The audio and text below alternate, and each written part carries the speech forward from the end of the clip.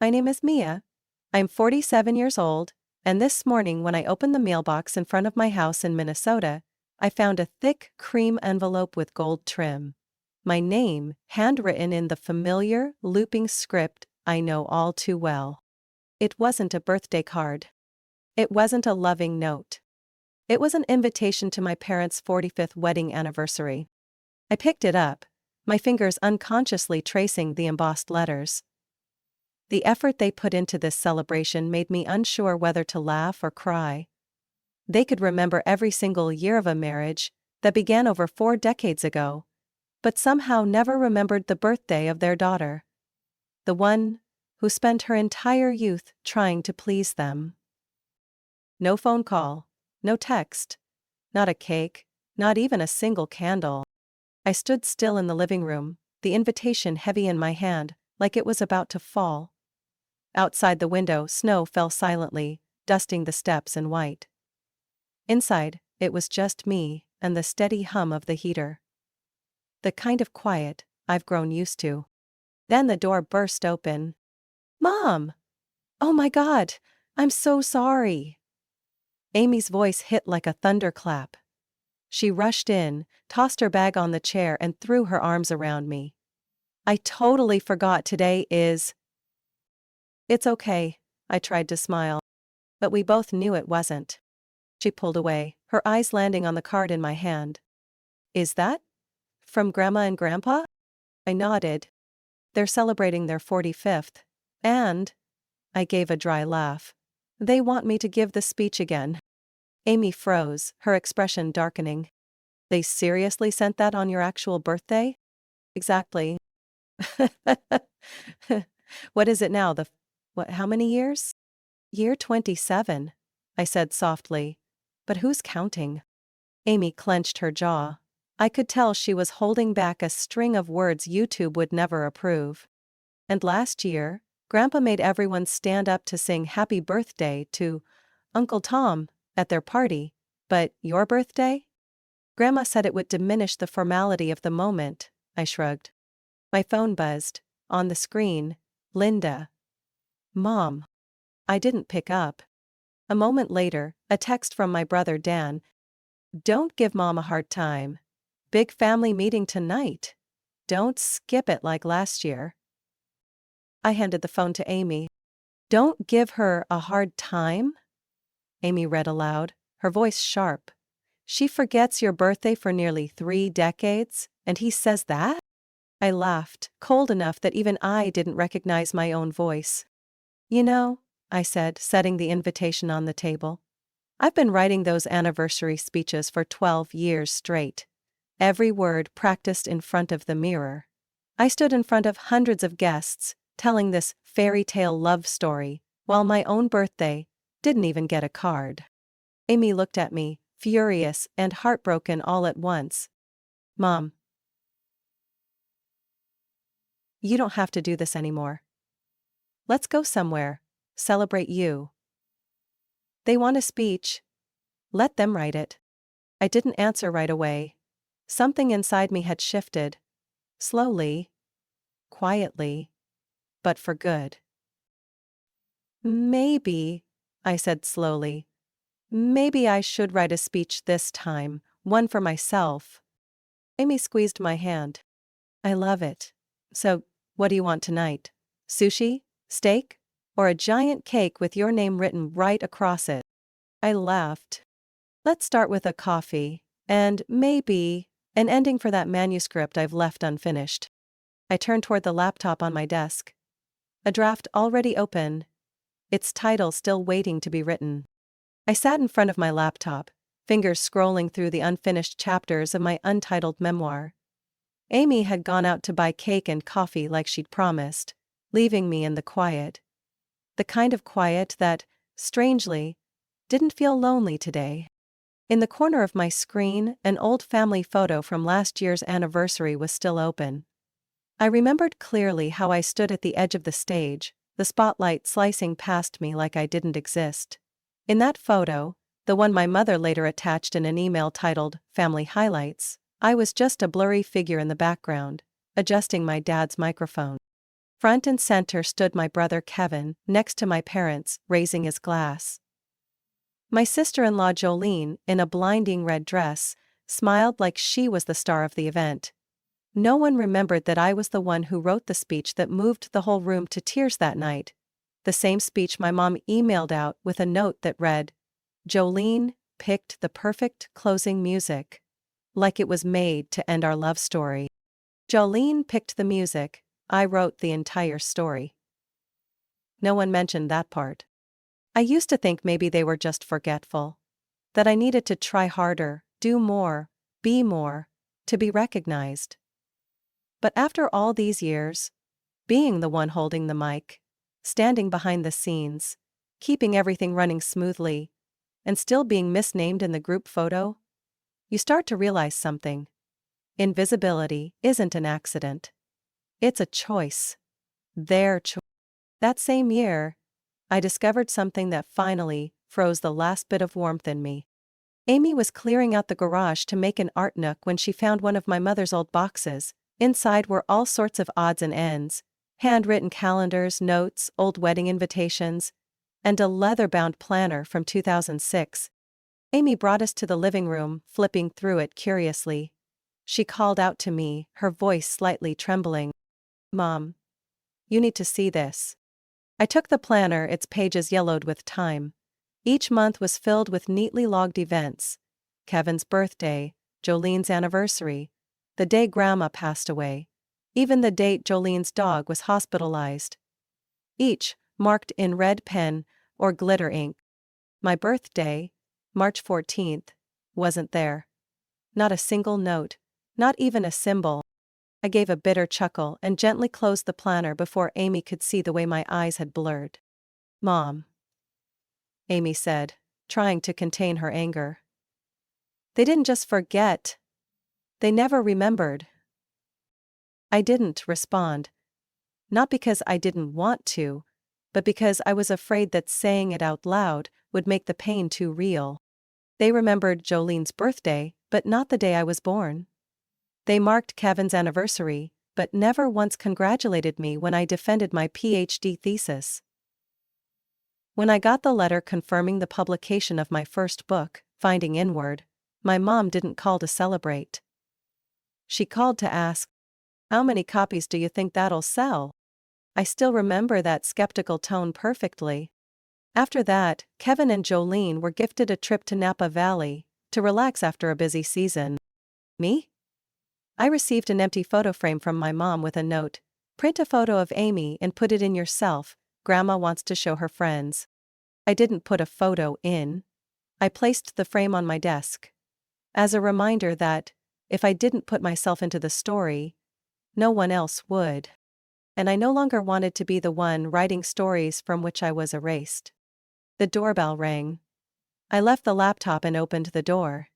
It was Amy, holding a white cake box with red letters piped across the top. "Happy birthday, Mom, the one who deserves to be named first in every story." I pulled her into a hug, the tears coming fast, unstoppable. Not because of the cake, not because of the words, but because, in that moment, I knew there was at least one person in this world who saw me, not as the shadow behind the mic, but as the main character in my own story. That night, I stayed up at my desk. On the screen, after hours of thinking, the title finally appeared on the draft. The Art of Being Forgotten, a Daughter's Memoir. Not our family tales like I once planned. Not a sweet short story collection, filled with the kind of cozy memories people expect from a 3-time regional nominee. But the truth. Raw, sharp, and unpolished. Amy had fallen asleep on the couch, still clutching the paper bag holding my birthday gift. She'd spent the whole day running around to find the perfect little silver necklace, engraved with Mom, convinced I'd love it. I didn't tell her I don't wear jewelry. I just looked at that gift and saw all the love I had spent years wishing would come from someone else. Another text from my mother lit up the screen. "Mia, you still haven't confirmed if you're coming to the event. Everyone is waiting for your speech. Please respond soon. Love you. Love you." First time she'd typed those 3 words in 4 years. I didn't reply. I archived the message. Then I clicked on a newly made folder labeled Truth. I began to write. I wrote about 5th grade, when I read my award-winning poem at the school assembly, and my parents didn't come because they were busy prepping for Kevin's college acceptance party. I wrote about passing out in college after 3 all-nighters, and the only person who called to check on me was my roommate. I wrote about every speech I'd ever written, every word carefully crafted like stitches on an invisible wound, only to hear my mother praise Jolene for picking a dress that matched the stage lights perfectly. I wrote without stopping. Something was pouring out from deep inside my chest that I couldn't hold back anymore. Not anger. Not exactly pain. Something clearer. A strange, cutting clarity. Near dawn, Amy stirred awake and rubbed her eyes. "You haven't slept?" I turned to her and smiled. For the first time in years, the smile wasn't forced. "No, but I think I just found a reason to stay awake." Amy sat beside me, glanced at the title on the screen. She didn't say anything. She just nodded. "You're not going, are you?" I shook my head. "This time, I think I'll let them come up with their own sweet words." "What about the speech?" Amy asked, voice half daring, half hoping. I picked up my phone and opened a new email. Recipients: Linda, Kevin, Jolene. Subject line: regarding the upcoming anniversary celebration. Said, "Thank you for the invitation. I will not be attending this year. I need to spend time with the one person who always remembers my birthday. And write about the things no one ever asked. Wishing you a beautiful celebration. Mia." I hit send. The moment felt like stepping out of a suffocating room I'd been locked in for nearly half my life. 3 hours later, Kevin called. I didn't answer. Jolene left a message. "What are you doing, Mia? Mom is really upset. The whole family is counting on your speech." The whole family is counting. Not one person asked if I was okay. Not one person asked what I needed. Amy wrapped a blanket around me and whispered, "You could write an entire book, you know that?" I looked at the screen. Layered with memories, truth, and all the blank spaces I'd never dared name. "I'm already writing it," I said. "But this time, there won't be any supporting roles." I sent the manuscript on a gray December afternoon, the wind howling through bare branches outside the window, while my heart felt just as empty. The memoir was 196 pages long, every word pulled from moments I was overlooked. Ignored calls, and the fake hugs at family gatherings, where I always brought the cake but no one ever asked if I needed help. I titled the book, The Art of Being Forgotten.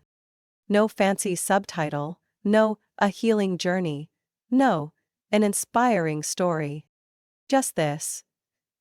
Truth doesn't need to be tied with a silk ribbon. I sent the manuscript to 3 different publishers I'd worked with during my self-help book years. 2 weeks later, all 3 got back to me. 1 email, 1 phone call, 1 voicemail that said, "We need to meet ASAP. This book touches on something much bigger than personal." I chose Pine Hollow Press, an independent publisher in Chicago, led by an editor named Naomi Cole, a middle-aged woman who once self-published a memoir about raising her son alone while being shunned by her in-laws. We only needed 1 Zoom meeting to understand each other without saying much. "Mia, I want this book out on January 5th, Naomi said, looking straight into the camera. "What's that date to you?" I paused, then replied, "That's my parents' 45th wedding anniversary." She raised an eyebrow. "Coincidence?" I shook my head. "A coincidence they created all my life. It's time I returned the favor." With memories of my own. The book moved into editing faster than I ever imagined. Naomi didn't cut much. She said what I'd written wasn't literature, it was a wound, still bleeding. They kept everything. The part about the family photo where I was blocked by a bouquet. The time I gave a speech while running a 103-degree fever. The moments my mother told me, "If you weren't so sensitive, maybe the family would love you more. Every proofread page felt like peeling off an old layer of dead skin. Painful, but necessary. Then, the press release went out. Coming soon, The Art of Being Forgotten, a fearless memoir on emotional neglect inside the American ideal family. That same day, Jolene's email popped up. What the hell are you writing? I didn't respond. Kevin called. I declined. My mother left a voicemail. Over 2 minutes long. Her voice barely holding together. Mia, you're making things up. You're tearing down everything this family worked for. Who are you trying to ruin? What are you doing? I just don't understand. Why would you choose this? I listened to the message 3 times. On the third, I shut it off when she said, "You can write about anything, just not our family." Funny. I remember her saying once, "Write whatever comes from your heart." Apparently that only applied when I was writing praise-filled speeches about their perfect marriage. The launch date was confirmed. The cover, plain black, my name and the title embossed in silver. No images. No logos. No face to distract from the words. Naomi sent me 5 early copies. One I kept on my desk, one I gave to Amy to keep in her backpack, just in case Mom loses courage. 2 I mailed to old friends, the ones who cried with me in a bathroom stall, after Thanksgiving dinner, where I was scolded for wearing black. The final copy I wrapped carefully. Labeled, "To Linda and Jacob, Spencer." I wrote by hand. I hope this time, you'll read what I wrote. No need to read it out loud. Just read it with your heart. I mailed it straight to their house, the suburban Madison home with the white picket fence and the sign that read, "Family is everything." Amy said I should sign it. Fired again. Because they'll recognize my handwriting. And they'll have to ask themselves, who is this girl that wrote something like this? The answer? She's the one you never really saw, even after living under your roof for over 40 years. I sent the manuscript on a gray December afternoon. The wind howling through bare branches outside the window, while my heart felt just as empty. The memoir was 196 pages long. Every word pulled from moments I was overlooked, ignored, calls, and the fake hugs at family gatherings, where I always brought the cake but no one ever asked if I needed help. I titled the book, The Art of Being Forgotten. No fancy subtitle. No, a healing journey. No, an inspiring story. Just this. Truth doesn't need to be tied with a silk ribbon. I sent the manuscript to 3 different publishers I'd worked with during my self-help book years.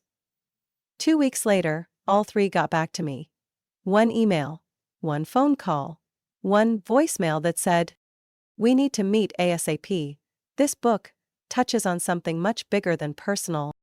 I chose Pine Hollow Press, an independent publisher in Chicago led by an editor named Naomi Cole, a middle-aged woman who once self-published a memoir about raising her son alone while being shunned by her in-laws.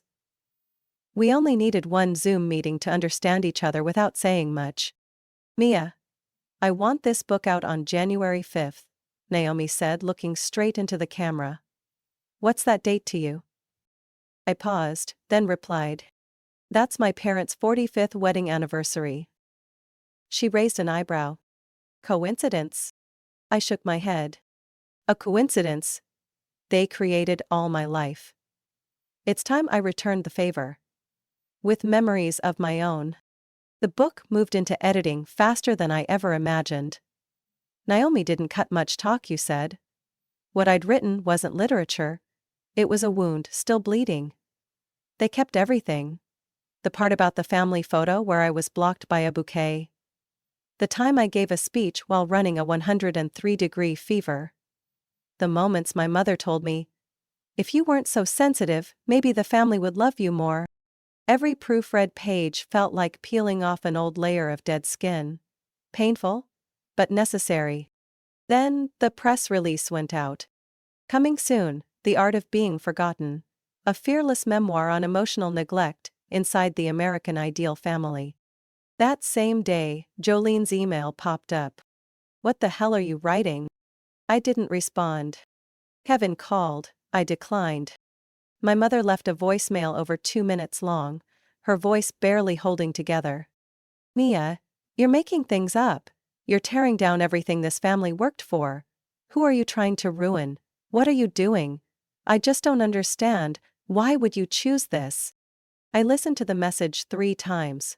On the third, I shut it off. When she said, "You can write about anything, just not our family." Funny. I remember her saying once, "Write whatever comes from your heart."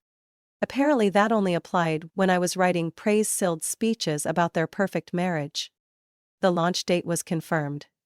The cover, plain black. My name and the title embossed in silver. No images, no logos. No face to distract from the words. Naomi sent me 5 early copies. One I kept on my desk. One I gave to Amy to keep in her backpack, just in case Mom loses courage. 2 I mailed to old friends. The ones who cried with me in a bathroom stall after Thanksgiving dinner where I was scolded for wearing black. The final copy I wrapped carefully. Labeled, "To Linda and Jacob Spencer." I wrote, by hand. I hope this time you'll read what I wrote. No need to read it out loud. Just read it with your heart. I mailed it straight to their house. The suburban Madison home, with the white picket fence and the sign that read, "Family is everything." Amy said I should sign it. I didn't. Because they'll recognize my handwriting. And they'll have to ask themselves, who is this girl that wrote something like this? The answer? She's the one you never really saw, even after living under your roof for over 40 years. The next morning, I was making coffee when the doorbell rang. Loud, sharp, like a hammer striking buried memories. I opened the door to see Jolene, lips pressed tight, cheeks red from both cold and fury. "We need to talk. Now." Her voice was colder than the snow outside. I stepped aside to let her in, without a word. Amy, still groggy, emerged from the bedroom and froze when she saw Jolene. The air in the house thickened instantly. "My mom called me all night," Jolene began. "She was crying. I've never seen her like that." "Oh?" I calmly poured coffee into a mug.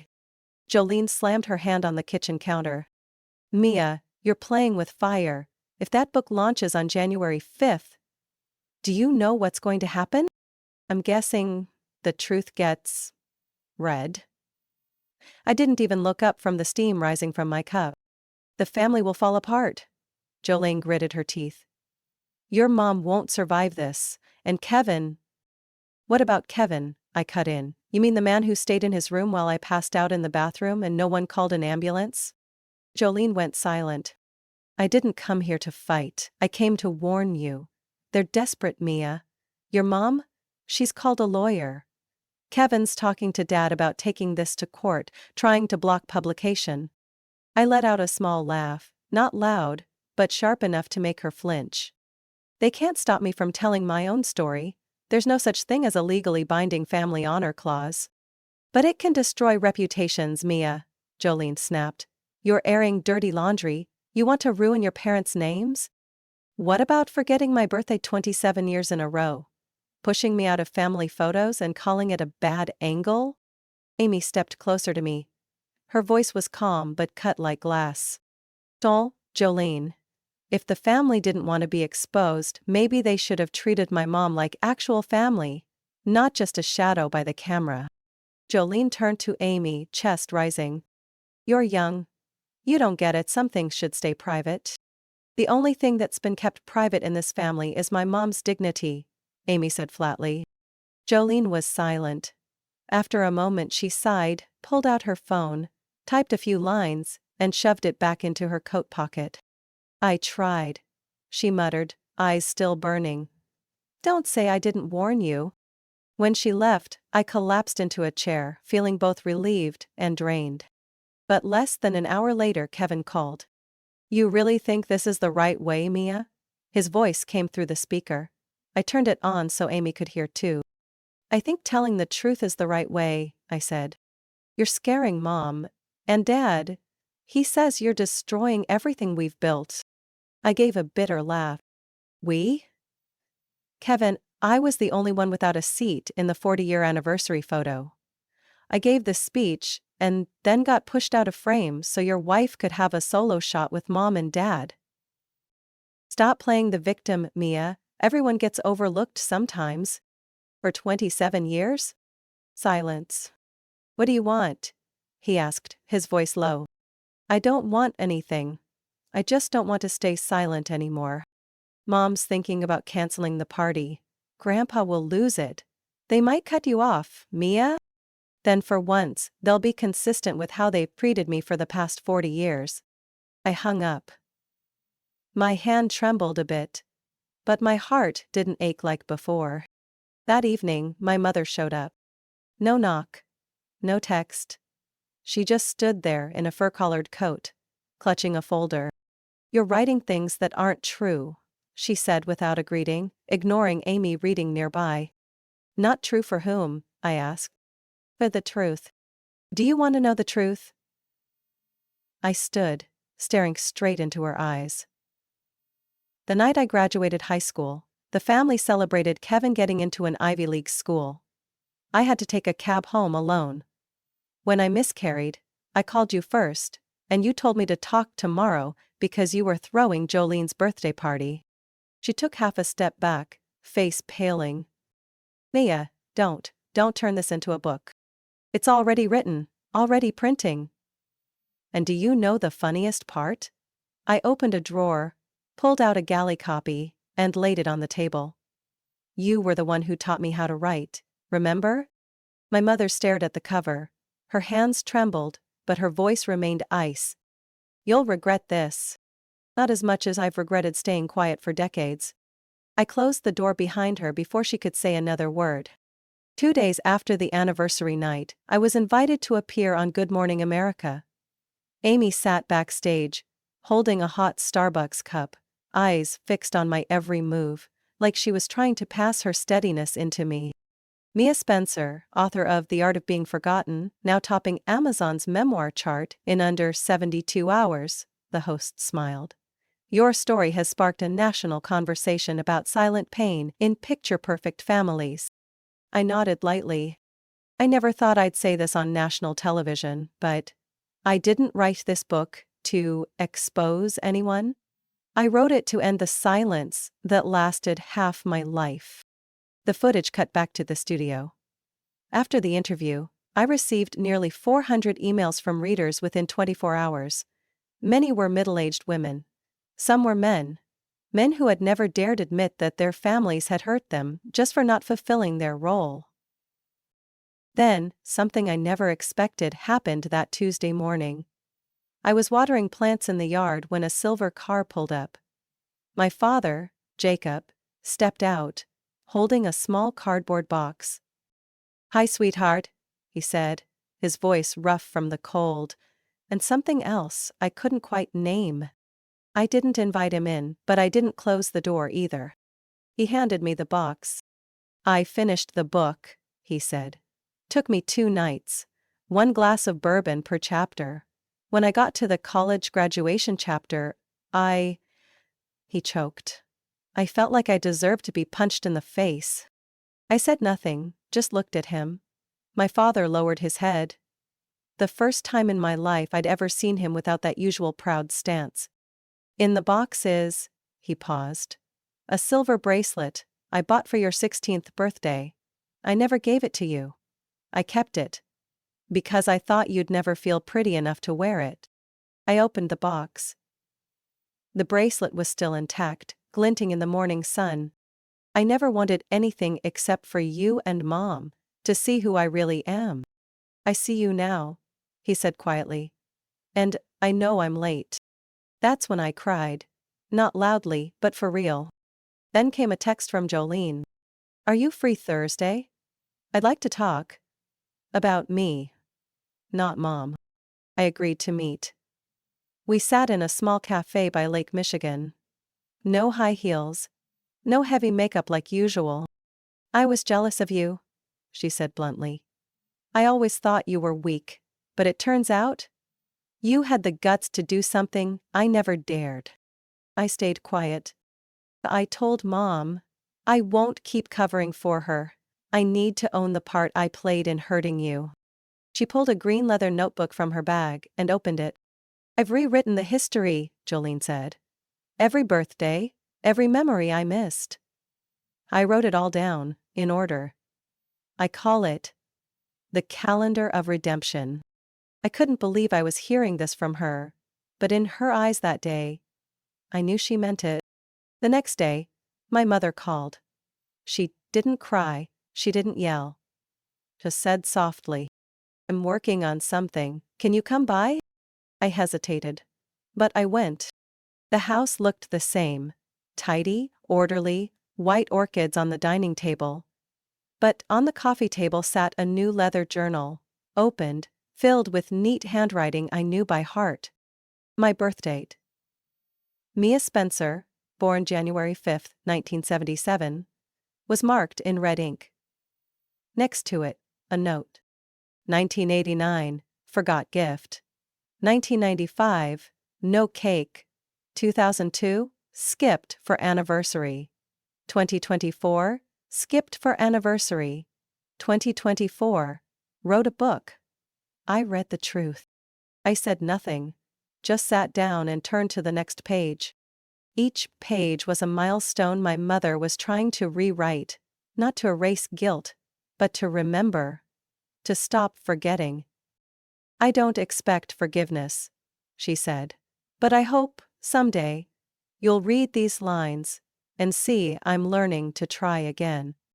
I hugged her. Not out of politeness, but from something real. On my desk now sits a new photo frame. Not one where I've been cropped out. A picture of me, Amy, Jolene, Dad, and Mom. All of us standing together, not because we had to. Below it, a handwritten caption by Amy. Real families aren't perfect. But at least, they've started to see me. 1 month after the memoir's release, on a misty Wednesday morning, I got a call from my mother. Are you free this afternoon? She asked, her voice a little hesitant but clear. I am. Why? I can't. I want to invite you and Amy for tea. Every Wednesday. I'm thinking of starting a weekly family tea, just to see each other, no occasion needed. I went silent for a few seconds. Not because of the invitation, but because of her tone. For the first time, I heard my mother speak to me without demands, without manipulation, without masking awkward tenderness behind polished composure. I'm making lemon cake, the kind you liked back in 3rd grade. I still have the handwritten recipe. In the new calendar. I smiled, with a relief deeper than I expected. The first tea gathering took place at my parents' house at exactly 3 p.m. The kitchen was filled with the scent of jasmine tea, and the lemon cake was served on a faded blue ceramic plate, not the fancy porcelain reserved for guests, but the old dish I used as a child, with chipped dandelion edges. Amy took off her coat and walked straight to her grandmother. Thank you for the invite. My mother smiled, a little awkwardly. But she hugged her back, genuinely. Jolene arrived later with a bouquet of white daisies. She looked tired but peaceful. I've moved all my Wednesday morning meetings, this is now sacred time, Jolene said. Then came my father. He placed a small box on the table and smiled. A gift for Amy. Congrats on being selected as a teaching assistant for the creative writing class. Amy's jaw dropped. How did you know? Your mom told me, and I listened. I realized that kitchen was no longer a showroom of perfection. It was a place where we could breathe, speak, and be remembered. We stayed at the tea table for 2 hours. No one mentioned the book. No one brought up the past. Everything seemed to settle into the air, like rain soaking into dry soil. A week later, I received a handwritten letter from Marlon, my cousin who once sided with the family core. It was written in blue ink. Dear Mia. I read your book.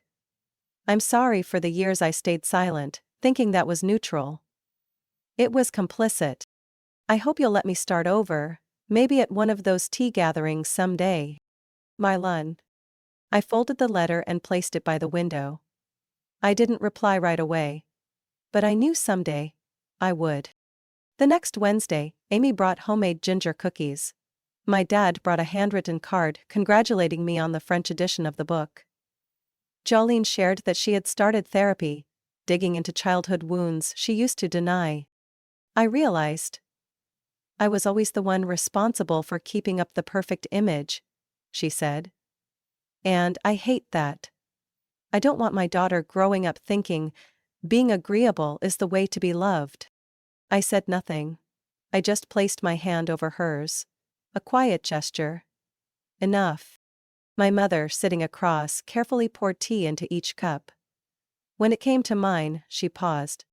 I made an eye doctor appointment for next week, I think. It's time I got glasses, so I can see clearly. Everyone at the table laughed, but I knew. That was the most intentional thing she had said to me since I was 10, sketching in the living room while being entirely ignored. One late evening, while I was revising my next manuscript, a novel inspired by things I once witnessed but never dared write down, my phone lit up. A message from my mom. Next Wednesday, I'm going to try making raspberry-filled chocolate cake. You once said it tasted like spring. I want to understand that spring. I stared at the screen, my hands still on the keyboard. When I started writing The Art of Being Forgotten, I didn't hope for forgiveness. I just wanted to be seen, in every sense of the word. And now, every cup of tea, every scribbled date in her calendar, every hug from my mother, every story Jolene dares to share, every softened glance from my father. Each one is a small piece of what I once believed was impossible. I stepped out onto the porch, the March breeze brushed my cheek. In my hand was a photo taken last week. Me, Amy, Mom, Dad, and Jolene, sitting around the tea table, our hands touching, our eyes facing the camera. This time, I wasn't outside the frame. I was at the center. Not because I forced anyone to look, but because they finally learned not to look through me anymore. Mia's story proves that prolonged silence is not forgiveness. It's an unhealed wound left untouched. Speaking the truth, even when it hurts, even when it disrupts your mother, is not breaking a family, but offering it a chance to heal. Mia didn't just reclaim her voice. She helped those who once overlooked her learn how to truly see, listen, and love. Sometimes, the journey to being seen begins with rewriting your own past. What do you think about Mia's journey? Have you ever felt invisible in your own family? Share your thoughts in the comments below, and don't forget to follow the channel for more touching stories about family and life.